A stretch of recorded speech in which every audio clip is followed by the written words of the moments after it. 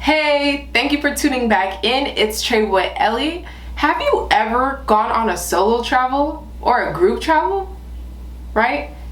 Do you prefer solo over group travel? That's a really good question. Do you prefer solo over group travel? I actually like both for completely different reasons. However, if you're out there deciding,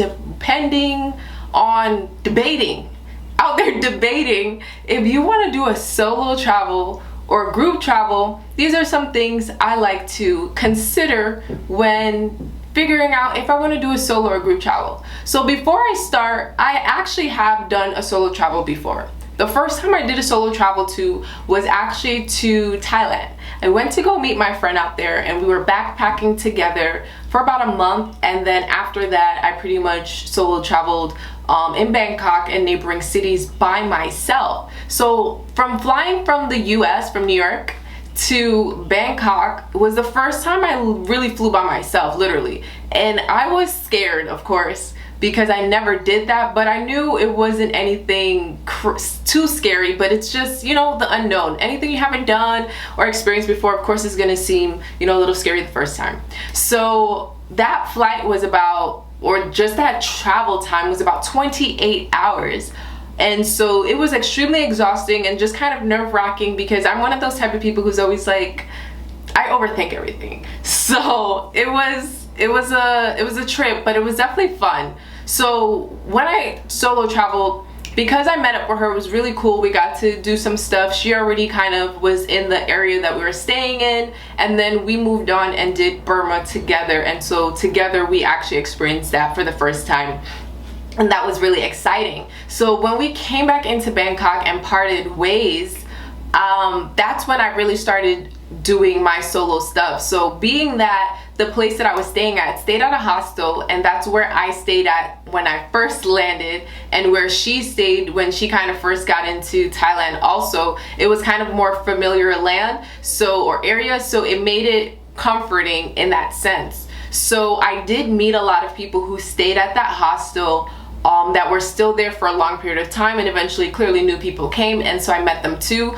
So I did befriend new people to go out and hang out with. However, I did do day trips by myself to just enjoy my time. I figured if I was gonna be solo, you know, during this time, well, I really was to be solo during that time, I did want to do day travels and really just enjoy my own company and just really experience solo travel. So the pros to solo traveling is you don't have to consult anyone on what you want to do. You just pretty much get up and do it or figure it out. I already had made a list of different things that I wanted to do and different places, knowing the distance and the cost and everything. I'm really a thorough trip planner and kind of always been, so it wasn't hard to kind of figure out. It was just like, what do I feel like doing today? Or I knew I had about a week alone before I was coming back home, so it was just like, okay, do I want to keep doing day trips and come back? Do I want to kind of just move around continuously and then come back? So that I was just like, you know what, I'm just gonna go and come back, because I didn't want to be in a situation where I was just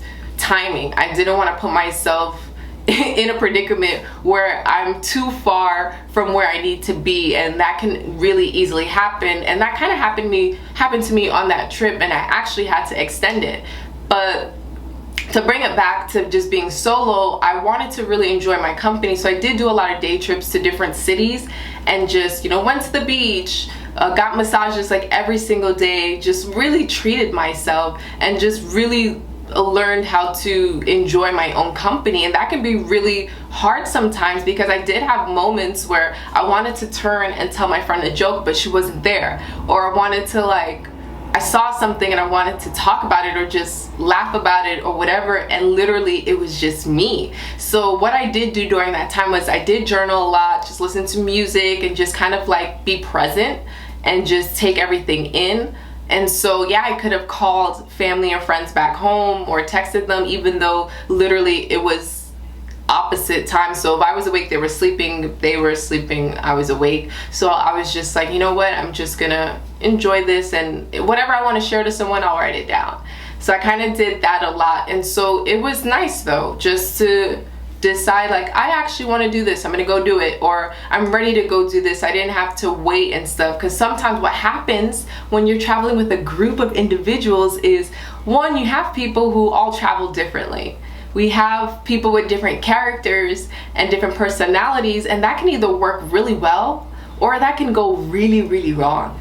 And so I've done a couple of group trips where it went well and where it did not. And so the pros to group travel is having new experiences with your friends, with your family, whoever it is that you're traveling with. It's really fun to be able to have a new, whether it's a new experience or just a experience to laugh about, to look back on, have inside jokes. That's amazing. But when it comes to dealing with different personalities and it's clashing, that's where group travel is like a big no-no to me. So clearly we all have different type of travel, right? Everyone travels different. You have the one who's always late. You have the one who's super early and will leave everyone. You have the person who's just gonna do whatever, whenever, and they just don't care. That can be a really good thing or it can be a really bad thing.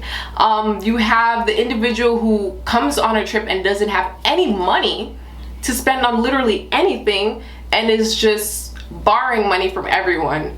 And that, depending if you're going in knowing or depending if you're going in and it's like, we already knew how much this was gonna cost. So I say that for the travels that I've been on because I normally, myself and the people I travel with, we normally are super thorough, or always are, most of the time, but we're super thorough. We make sure we know prices and everything. So it's like ahead of time, we already tell people like, these are the things we want to do. This is roughly the cost. So everyone can have an idea of how much things are going to cost. So you're kind of ready to do the activities XYZ. If you don't want to do them, cool, no problem. But to come on a trip and have no money but expectations to do all the activities or whatever is and then you're borrowing from people. And that's the thing, like when you borrow from someone, you're kind of taking away potentially from money that they were going to spend on the trip or money that they had for emergencies. So that's kind of tricky. But anyway, then you also have the traveler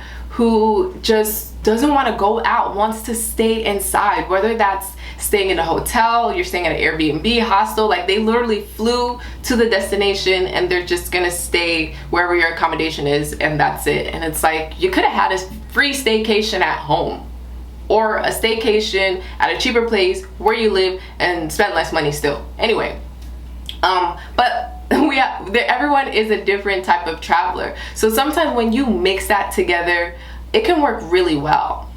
And that becomes another thing. Think about the friends that you're putting together, the people that you're putting together for this group travel, right? I just went through a whole bunch of different type of travel people, but that also is different from how some people carry themselves at home or in their local setting. You can go out to the club, brunch, restaurants, and they're completely one way. But once you're on vacation, it's like they have a vacation persona.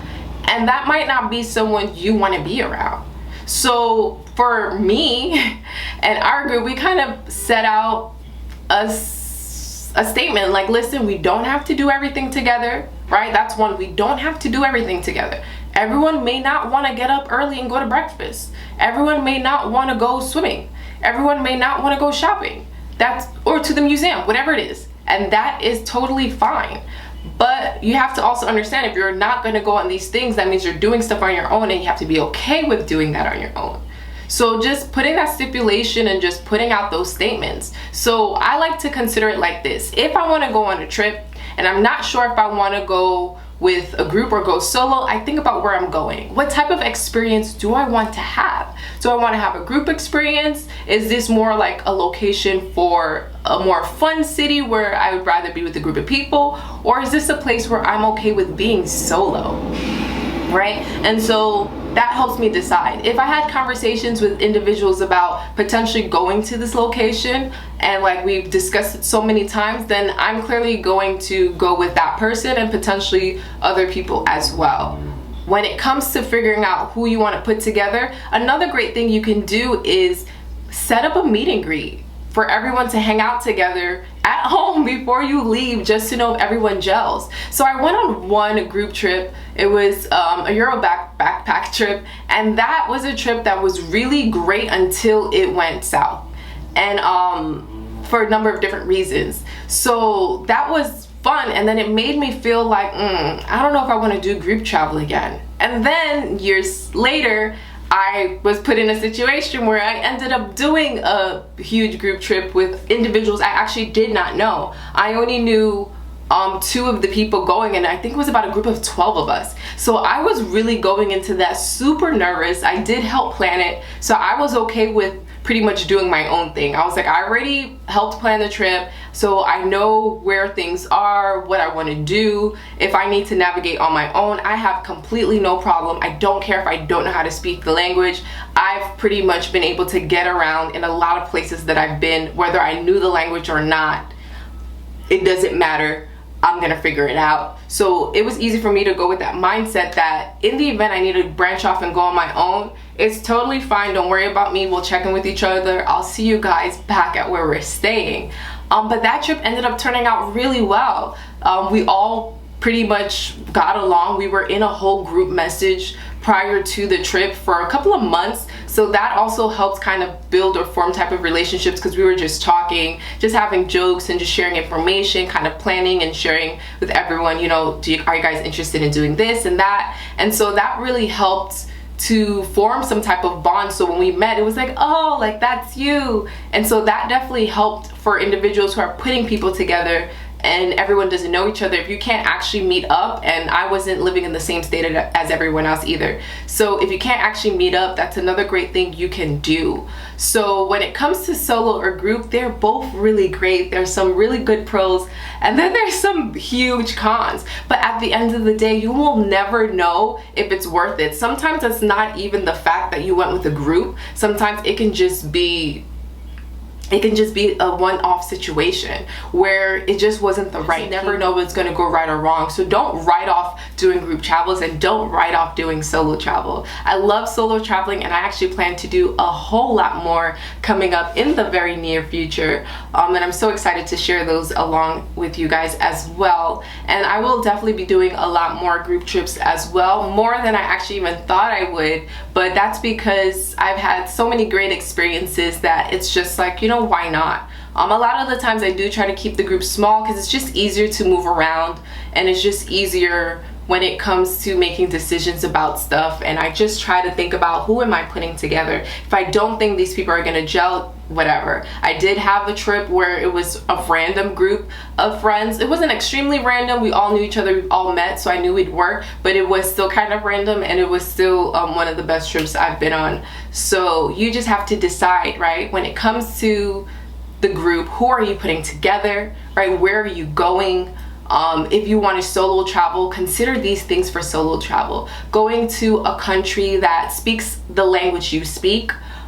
If they don't speak the same language as you, will you be able to navigate? Example, Bangkok, Thailand was my first solo travel location. Clearly, they speak Thai in Thailand, but a lot of people do speak English, and a lot of the signs are in English as well, which was extremely helpful when it came to getting around, because if there were not individuals around to help me or for me to ask questions, I was able to understand, you know, how to get around. Of course, always have Google Map, Google Translator to help you as well.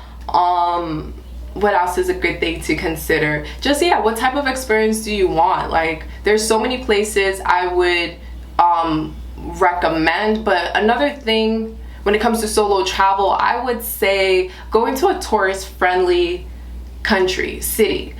There's places I've been to that did not feel tourist friendly, and that's totally okay, considering, well, at that time it was okay because I was with individuals who were from that city, who lived there as well, and so it made traveling around there super easy. But if I were on my own or with other individuals not from that culture, not from that city, did not live there, it would have been a completely different experience, and I don't think it would have been good. So I will make a list of tourist-friendly countries that I believe are great for solo travelers, and I'll be sharing more solo travel information. I hope this helps you understand if solo or group travel is better Both are great. If you never solo travel, do it at least once. It doesn't have to be out the country. It doesn't have to be for a ridiculously long time, but just do it. It feels good and you'll realize it's not that scary. Another reason why I'm so glad I'm not afraid to solo travel and I've done it is because sometimes you're waiting for your group of friends to be ready to go on a trip. Look at me sweating, it's so hot in here. For a group of friends to be ready to go on a trip, and you'll be waiting forever. Don't wait forever, right? Do not wait forever. Just go on that trip. It is so hot. I had to turn off the air so it won't catch on. Okay, so don't wait for your group of friends to be ready to go on that trip. Just go without them. That's another thing. I am someone who's not going to wait for everyone to finally book their ticket, because I have a lot of people who say, let's go, let's go, let's go. We never go. And that's okay, because I have no problem with picking up and going on my own. So I hope that helped. It's Trade with Ellie. Make sure to like, comment, and subscribe. Thank you for watching.